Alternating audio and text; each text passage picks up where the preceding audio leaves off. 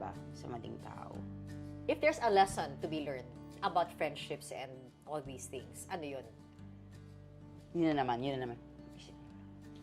Baka nga, do not put your faith in people. Sakit. Ay, even Judas was part of the disciples, sabi nga. So, chill. Alam mo yun, yung hindi siya, ganun kasi ako, yung parang, ang perfect mo, alam mo yun, yung na-meet kita ngayon. Pag may narinig akong pangit about you, bukas di ako maniniwala. Alam mo yung ganun? Tapos biglang, ay, sama pala niyang tao.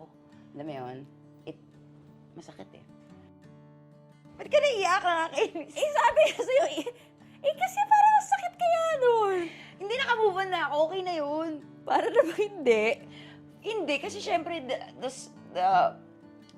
mahirap sa aming artista to find people na totoong mahal kami for who we are. You know, and sometimes pag nakakita ka ng ganung tao, na-imagine mo na they're gonna be part of your life forever. Especially for me na wala akong family dito. So, my friends are my family. So, when they hurt me, masakit talaga siya. Like, first time ko lang mag-pray na God help me forgive. Ganong klaseng pain. Hindi ka nga galit eh. You're just really hurt, you know. And, yun nga. Pero I'm really glad I'm glad for all those years na meron kami together, yung mga friends ko na nawala.